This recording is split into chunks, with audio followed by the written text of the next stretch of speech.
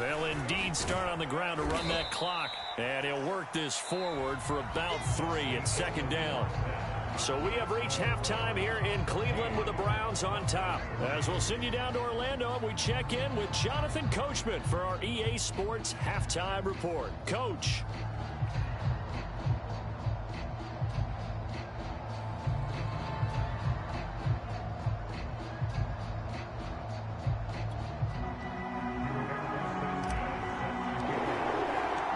It'll be the Broncos getting the football first in this second half as they trail, and we are back underway. And they will not get a chance to return this one as it's through the end zone for a touchback.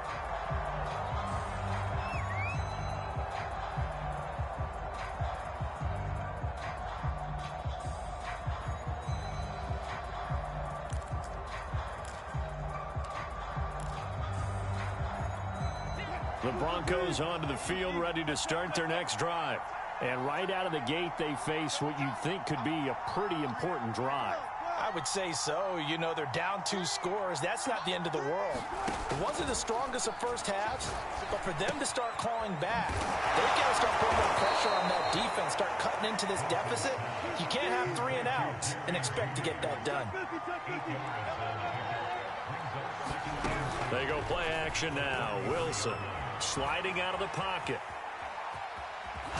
Wilson hit. It's loose. It's out. Fumble. And this is picked up by the Browns. And he brings it back to right around the 26-yard line. So it's a turnover there on the lost fumble, and this third quarter could not really have started worse. I think that's a great observation because this was a close game at the half. They gave up the touchdown the opening drive. Now they turn over the football. This game, they can get away from pretty quickly if their defense doesn't step up right here. And down inside the 15, shy of the 10. And now we get into the psychology of the whole thing because a lot of teams with a 2-score lead in the third quarter, they almost become defensive with their offense, just playing not to lose. I think with this team, you got to figure at this point, this is a great spot for them to go into attack mode, really try and put the hammer down and finish this one off. This is caught. And inside the 5 here before he's out of bounds, right at the 3. A good pickup there, 8 yards on the first down completion. Here's 2nd and 2 now from the 3.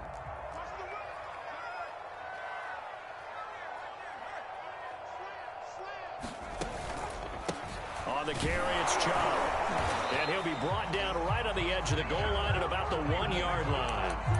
He's hit pay dirt a lot this year, but not that time. Yeah, I'm tracking right there with you. You're exactly right. He's found the end zone plenty of times.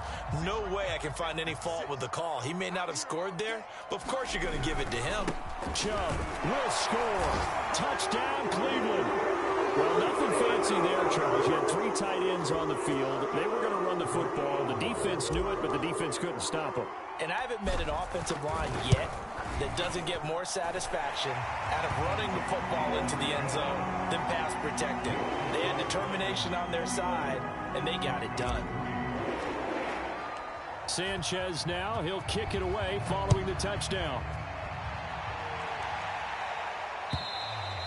And this will be a touchback as that sails over the end line.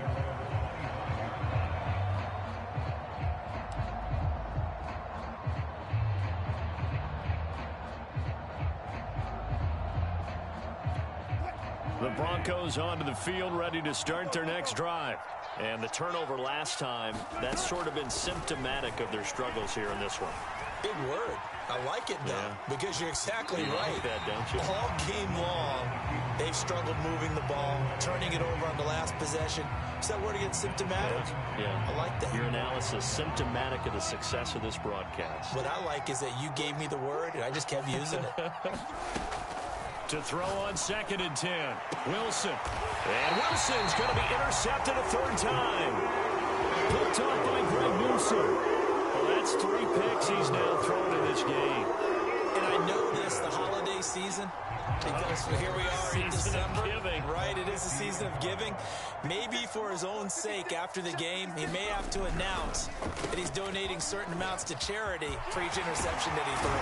And he gets this inside the 35-yard line. 54 yards rushing for him now as he's run it 11 times. With that last carry, he's now over 8,000 career rushing yards. All right, big applause. Lots of clapping for this one, right? Think about it this way. Along the way, he has passed Hall of Famer Terrell Davis, and now he's starting to approach another Hall of Famer in Larry Zonka. They'll contain him to just 4, second down. I know many people like to throw to the tight end, maybe in a little flexed out position because he creates mismatches with his size. But slot receivers do the same thing with their quickness, their speed, and their route running savvy. Now that was pretty. They executed that curl route versus zone coverage, and that changes things a little bit because against man, it's often a tight curl, tight, sharply run route. Against zone, you're just looking for that open spot, that dead area, so you make curl a little bit wider just to get to that place. And usually a tight window. He fired a bullet in there for the completion. Well, I think that was good strategy there, trying to go right back to him after the last completion, but this time, the defense was all over him, and they got there to break that one up. Off the play fake, Kaufman. And he just chucked that one out of bounds, out of everyone's reach.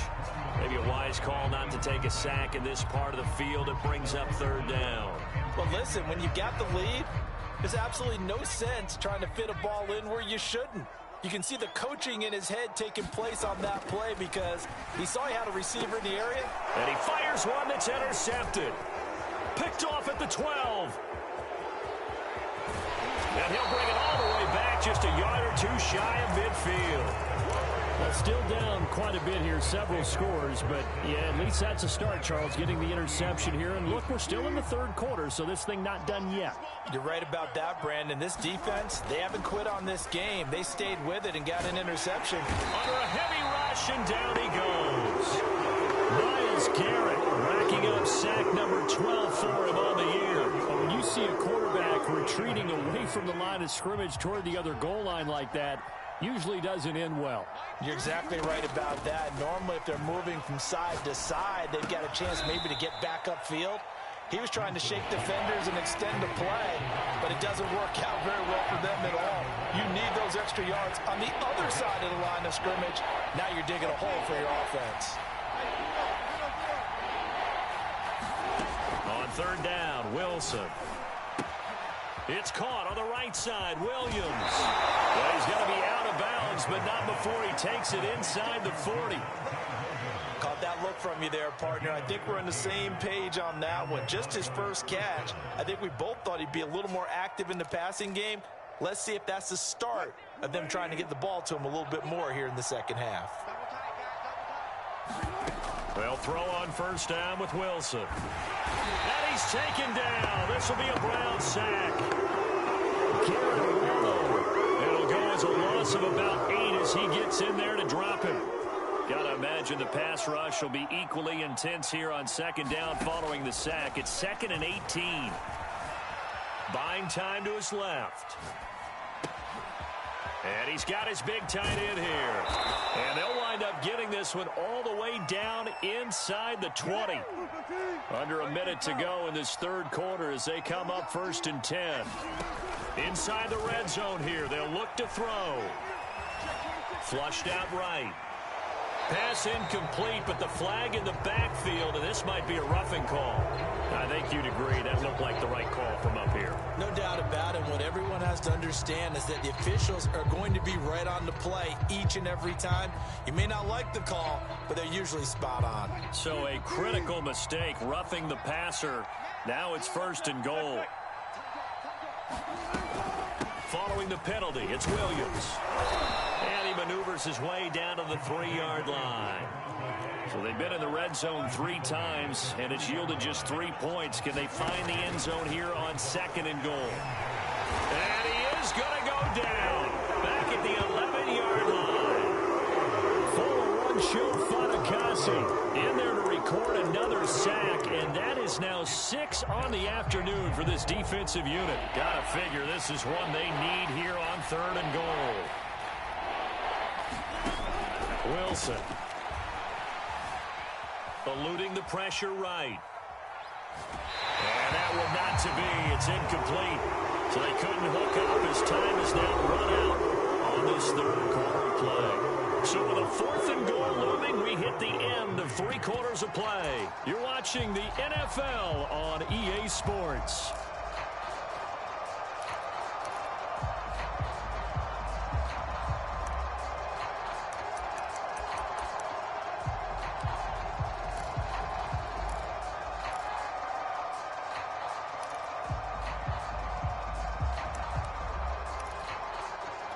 The field goal doesn't help. They're going to go for the 6 here on 4th and goal. Here we go. It's Wilson on 4th down. That's to his running back, complete. And he will be brought down well shy of the goal line. They get the completion but cannot push forward into the end zone. And this Browns defense stands tall. The Browns drive about to get started. They start on the ground with Nick Chubb, and he can only manage to get a couple. 2nd and 8 coming up. I know we can't hear what's going on in that huddle right now, but I'll guarantee you at least one offensive lineman is saying, my bad, we simply couldn't move them off the line of scrimmage. We've got to do a better job trying to root those guys out of there. The last run good for 2. Here's 2nd and 8. Looking to throw. Kaufman. And he's going to be intercepted a 3rd time. Picked up by Michael Ojemudia. Well, that interception at least offers them a glimmer of hope here in the 4th quarter. It certainly does if their offense goes out now and makes it pay off by getting into the end zone. And if it does, then they get a chance to get back out on the field and try and do it again. Maybe they can force that offense into more and more mistakes and give them a chance to get back into this one totally. And still a 3-score hill to climb. We'll see if they can do it. To throw again on 2nd down. Wilson, flush to his right. Oh, now he'll try and chuck it deep left side. And his pass is intercepted for the 4th time today. Picked up by John Johnson. And the Browns are going to take possession here at their own 3-yard line.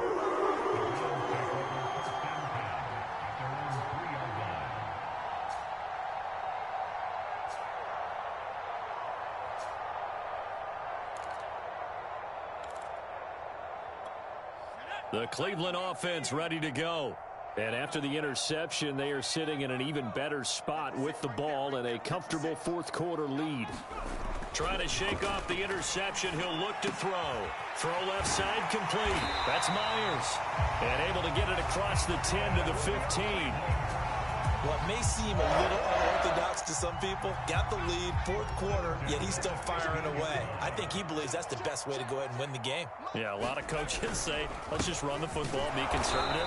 He's sticking to his game plan. No, that is his game, and that's what they're going to ride.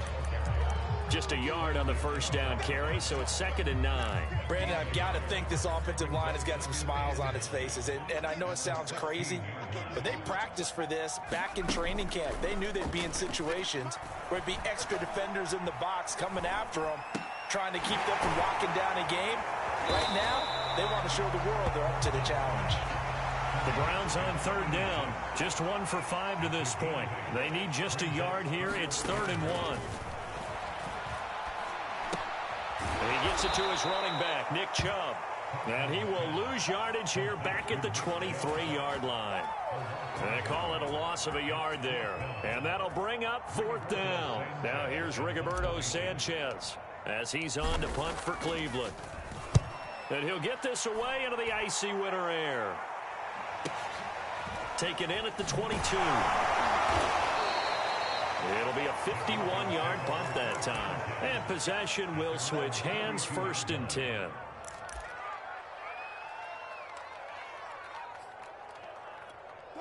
The Broncos onto the field, ready to start their next drive. And they unfortunately are staring at a mini losing streak developing, trailing here in the 4th quarter. This would be their 3rd straight defeat. 2 yards the loss, 2nd and 12. I think this offense, specifically this running game, they're going to have to find a way to turn the page because they haven't found a way to run it effectively thus far, and it's cost them. So the opening play of the drive goes backwards. Now they'll come up on 2nd and 12. Play action. It's Wilson. Dancing to his left. And time finally runs out. He can't get rid of the football, and he's taken down. They push him back 8 yards that time on second down. A third down now. Those last two plays indicative of how things have gone for them. Just nowhere to go on the ground and struggling to put up points. Escaping the pressure right. And the throw there going to be incomplete. Well, we've talked about it, CD, but it bears repeating, and they are struggling to throw the football. All the interceptions and more incompletions. It just doesn't look like things are in sync out there. I would agree with that, and it's not a good day when you feel like an incomplete pass is almost a win for you because it wasn't intercepted. And I think the receivers now, when they're running their routes, they want to catch the ball, but they also want to make sure that the defenders don't take it away. They're going on fourth down. It's Wilson to the sideline, and he's got it. They say the feet are down. Yes, the line judge says they're in. That'll be a first down. Clock management definitely critical here if they want to get back in this game. Absolutely agreed. They have to up the tempo in this case, down a couple of scores. Want to make sure they have a chance to win this ball game. And he'll maneuver his way forward for about 4. 2nd and 6. Well, at the end of all that hitting and hollering, it was a 4-yard run, so the offense is going to go back to huddle and feel pretty good about themselves. Defensively, you have to feel okay because you didn't let it turn into a bigger run, but the goal, shut it down for 2 yards or less. That's when you start to feel good about yourselves. From just shy of midfield, Wilson. He's going to flip one out here to his running back. And this time he's able to take it down to the 42. Another catch for him there on this drive, Brandon, and it looks like they're going to utilize him out of the backfield any way they can. And that time they pick up a first down. So now on defense, do you assign a man to him and try and cover him before he gets going? And the Browns pressure gets to him that time, and he's going to go down. Myles Garrett, he's the culprit, and that is now his 13th sack of the season as his great year continues.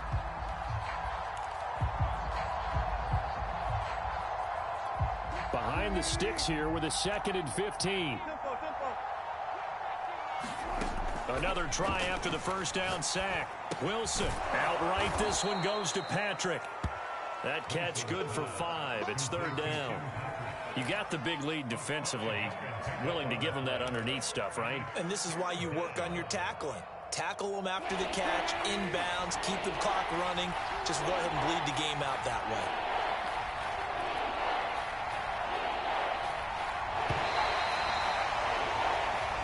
So Cleveland able to come away with the victory here. And it was their defense that really made the statement.